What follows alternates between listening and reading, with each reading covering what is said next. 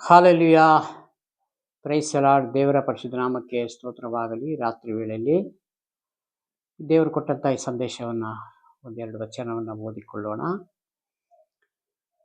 ಯೋನನು ಬರೆದ ಪತ್ರಿಕೆ 1ನೇ ಅಧ್ಯಾಯ 1ನೇ ವಚನವಾಗಿದೆ. ಯೆಹೋವನು ಅಮಿತಯ್ಯನ ಮಗನಾದ ಯೋನನಿಗೆ, ನೀನೆದ್ದು ಆ ದೊಡ್ಡ ಪಟ್ಟಣವಾದ ನಿನೆವೆಗೆ ಹೋಗಿ ಗಟ್ಟಿಯಾಗಿ ಕೂಗುತ್ತಾ ಅದನ್ನು ಖಂಡಿಸು. ಹಾಲೆಲೂಯಾ. ಯೋನನಿಗೆ ದೇವರು ಒಂದು ಅಪ್ಪಣೆ ಕೊಡ್ತಾರೆ. ಈ ದೊಡ್ಡ ಪಟ್ಟಣವಾದ ಒಂದು ನಿನೆವೆಗೆ ಹೋಗಿ ನೀನು ಹೋಗಿ ಖಂಡಿಸು. ಆ ದೇಶದಲ್ಲಿ ನನಗೆ ವಿರೋಧವಾದ ಜನಗಳು, ಮಾತುಗಳು, ಈ ರೀತಿಯಾಗಿ ಅಲ್ಲಿ ನನಗೆ ವಿರೋಧವಾದ ಕಾರ್ಯಗಳು ನಡೆಸ್ತಾ ಇದ್ದಾರೆ. ಅಲ್ಲಿ ಹೋಗಿ ನೀನು ಖಂಡಿಸು. ಅಂದ್ರೆ ಅರ್ಥ, ನಾನು ನಿನಗೆ ಕಳಿಸಿದ್ದೇನಲ್ಲ, ನೀನು ಹೋಗಿ ದೇವರು ನನಗೆ ಕಳಿಸಿದ್ದಾರೆ, ದೇವರ ದ್ರೋಹವನ್ನು ಮಾಡ್ತಾ ಇದ್ದೀರಿ, ದೇವರ ಮಾತನ್ನ ಕೇಳ್ತಾ ಇಲ್ಲ ನೀವು ಎಂಬುದಾಗಿ ಅಲ್ಲಿ ಹೋಗಿ ನೀ ಪ್ರಕಟ ಮಾಡು, ಸಾರು. ಹಾಲೆಲೂಯಾ. ಇದನ್ನ ಯೋನನಿಗೆ ಹೇಳುವಾಗ ಯೋನ ಎದ್ರುಕೊಂಡು ಬಿಡ್ತಾನೆ. ಯೋನ ಎದ್ರುಕೊಂಡು ಅಲ್ಲಿ ಹೋಗಿ ಅವನೇನ್ ಮಾಡ್ತಾನೆ, ಯೋನ ಗಟ್ಟಿಯಾಗಿ ಕೂಗುತ್ತಾ ಅದನ್ನು ಖಂಡಿಸು, ಅದರ ನಿವಾಸಿಗಳು ದುಷ್ಟ ಕೃತ್ಯಗಳನ್ನು ನನ್ನ ಸನ್ನಿಧಿಗೆ ಮುಟ್ಟಿದೆ. ನೋಡಿ, ಆದ್ರೆ ಆ ದೇಶದಲ್ಲಿರೋ ದುಷ್ಟ ಏನಂತೆ, ದುಷ್ಟವು ನಿವಾಸಿಗಳು ದುಷ್ಟತನವನ್ನು ನಡೆಸಿ ನನಗೆ ಮುಟ್ಟಿದೆ ಅಂತೆ. ದುಷ್ಟತನವನ್ನ ನಡೆಸಿದ್ದಾರೆ. ದೇವರಿಗೆ ವಿರೋಧವಾದ ನಡತೆಗಳು, ಮಾತುಗಳು, ಇದನ್ನ ಮಾಡ್ತಾ ಇದ್ದಾರೆ, ನನಗೆ ವಿರೋಧವಾಗಿ ನಡೆದುಕೊಳ್ತಾ ಇದ್ದಾರೆ. ಹಾಲೆಲೂಯಾ. ಇದನ್ನ ಹೋಗಿ ನೀನು ಖಂಡಿಸು, ಗದರಿಸು, ಎಚ್ಚರಿಸು, ನನ್ನ ಮಾತನ್ನ ಅಲ್ಲಿ ಹೋಗಿ ಪ್ರಕಟ ಮಾಡು ಅಂತ ಯೋನನಿಗೆ ದೇವರು ಹೇಳ್ಕಳಿಸ್ತಾರೆ. ಆದರೆ ಯೋನನು ಯೆಹೋವನ ಸನ್ನಿಧಿಗೆ ತಪ್ಪಿಸಿಕೊಳ್ಳುವ ಹಾಗೆ ತಾರ್ಷಿಷಿಗೆ ಓಡಿ ಹೋಗಬೇಕೆಂದು ಹೊರಟು ಯೊಪ್ಪಕ್ಕೆ ಇಳಿದು ಅಲ್ಲಿ ತಾರ್ಷಿಷಿಗೆ ತರಳುವ ಹಡಗನ್ನು ಕಂಡು ಬಾಡಿಗೆ ಕೊಟ್ಟು. ಹಾಲೆಲೂಯಾ. ಇವತ್ತು ದೇವರು ಒಂದು ಜಾಗಕ್ಕೆ ಹೋಗಿ ಪ್ರಾರ್ಥನೆ ಮಾಡಿಬಿಟ್ಟು ಬನ್ನಿ.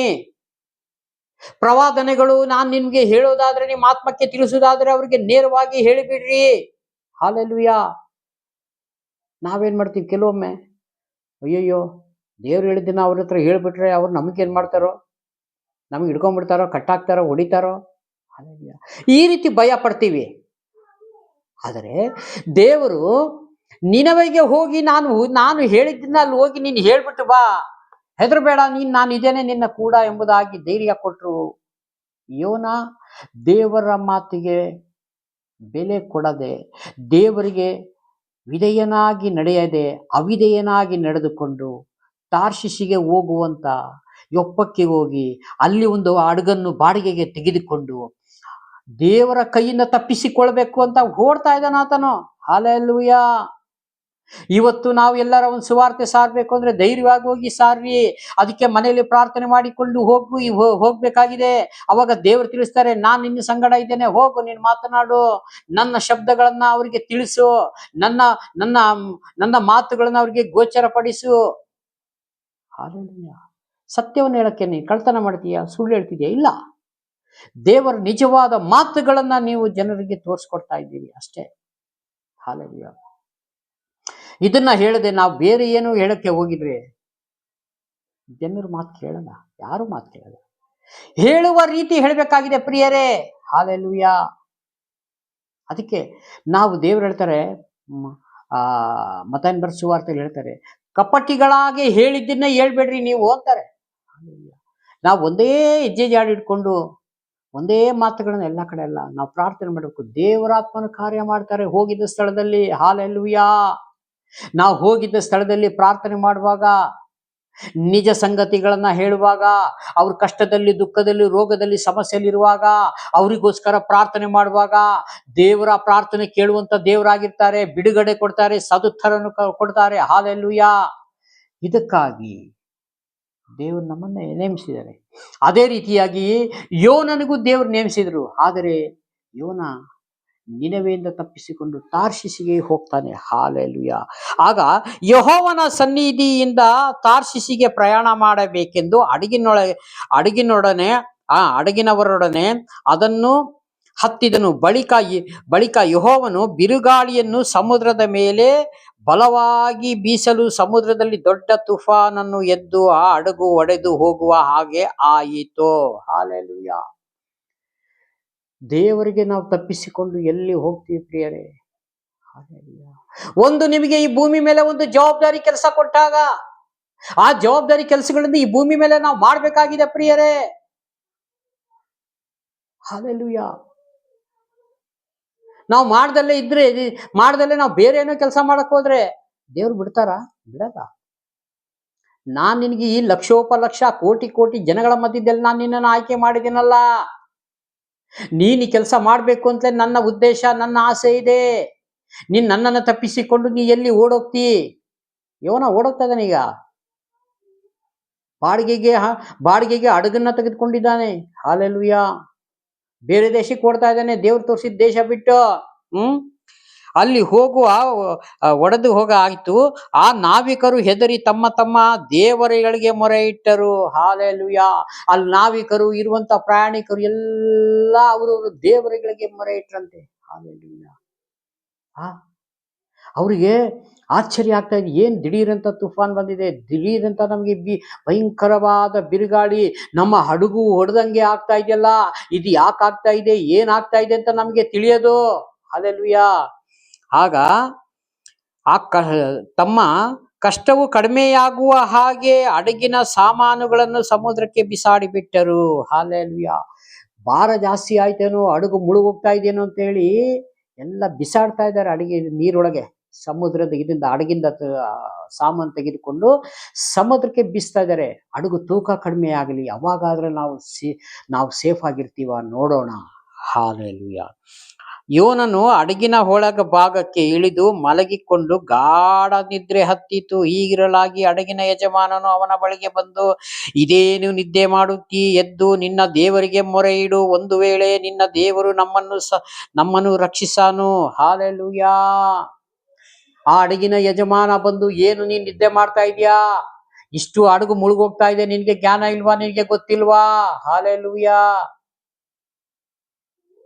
ಅವಾಗ ನೀನೆದ್ದು ನಿನ್ನ ದೇವರಿಗೆ ಮೊರೆ ಇಡು. ನಿನ್ನ ದೇವರು ನಮ್ಮನ್ನು ಸೇರಿ ರಕ್ಷಿಸಬಹುದು. ಹೀಗೆ ಇವತ್ತು ನಾವು ದೇವರ ಕೆಲಸವನ್ನ ಬಿಟ್ಟು ಬೇರೆ ಏನೋ ಕೆಲಸ ಮಾಡುವಕ್ಕೆ ಹೋದಾಗ ಪ್ರಿಯರೇ, ಅಲ್ಲಿ ಸಿಕ್ಕಾಕೊಂಡಾಗ ಮತ್ತೆ ದೇವರಿಗೆ ಮೊರೆ ಇಡ್ತೇವೆ ನಾವು. ದೇವರೇ, ನೀನು ಹೇಳಿದ್ದು ಸತ್ಯ ಸ್ವಾಮಿ, ನನ್ನ ಜೀವದ ಭಯದಿಂದ ನಾನು ಹೆದರ್ಕೊಂಡ್ಬಿಟ್ಟೆ ಅಪ್ಪ.